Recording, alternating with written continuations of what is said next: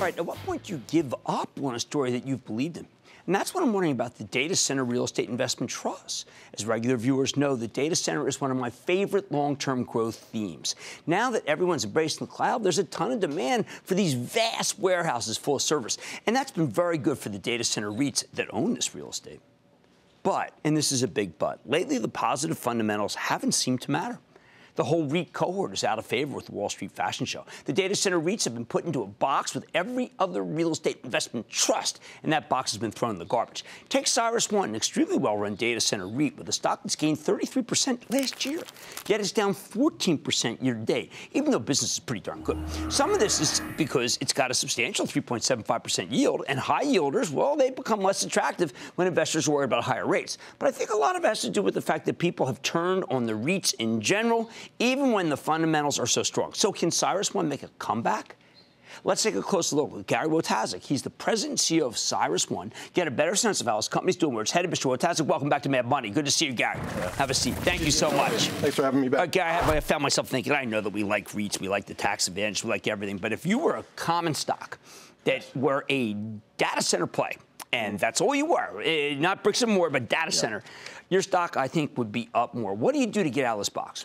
Well, the only thing we can control is our execution, and as you saw in the fourth quarter, we continue to put up really big numbers. So putting aside how REITs trade, I mean, our revenue was up 31%, EBITDA up 43%, one of the strongest quarters ever. And over time, people are going to recognize, that that'll eventually pay off. All right, now, how do we be sure exactly that things are as good? Because I'm looking at this KeyBank guy, and he's saying rounded out a lackluster fourth quarter earnings season with the data center REIT. So report softest quarterly leasing volume in more than 2 years. Well, actually, in aggregate, the data center REITs in aggregate actually put up the strongest quarter, well, 15% up versus last year. So even if you put us to the side, I mean, in general, the industry is performing at a really strong rate, and we expect that we're going to continue to put up really big numbers this year. I mean, our guidance, we're showing 25% up in EBITDA performance in 18, so a continuation of the growth we saw in 17. All right, so talk about the acquisitions, particularly Zenium, and how that worked. I mean, because you're partnered there with Quantum Fund. Yeah, so we've been talking for many years. We believe this industry is global in nature. Right. If you really want to be helpful to customers, you have to have a global footprint, because all the cloud companies that we sell to are locating around the world, and they have big ambitions, and not just in the U.S. but in China. So our first foray was going to be in Europe. We've seen increased growth there over the last 6 quarters now, 50% up versus where it was. We expect it's going to accelerate further. And we bought Zenium, which is the largest data center company, on a private basis that had operations in London and Frankfurt, which are the 2 largest internet markets in Europe. And China, you're there, worried at all? I mean, you see these tensions. Yeah, there's tensions, but I think longer term, I think all those things are going to work its way out. I think the president has his objectives in mind, but fundamentally, a lot of the stuff that they're talking about are not really that data focused. Okay. And so I don't really think it's going to hit us. I mean, GDS is a company we bought.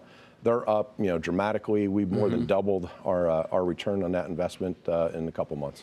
You recently acquired 44 acres of land in Atlanta. I'm trying to understand how CyrusOne picks its spots.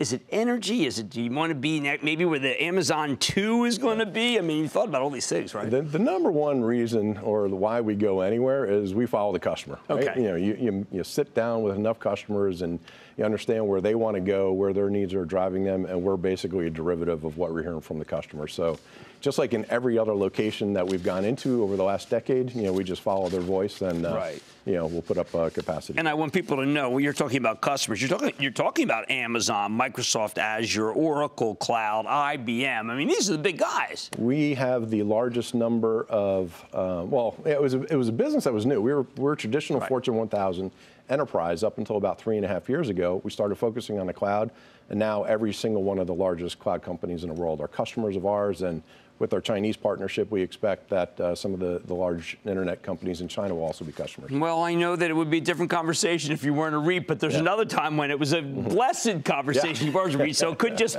things come back into fashion on Wall Street. We know that. That's right. Okay, that's Gary Wojtaszek. He's president and CEO of CyrusOne. Cone, long been our favorite, but ooh, it's a REIT. There was another time when it's a REIT. Stick with Cramer. Booyah! Jim Cramer here from Mad Money. Thanks for watching CNBC on YouTube. Click here to subscribe and get the jump on my exclusives with CEOs, plus market news, investing advice, and a whole lot more.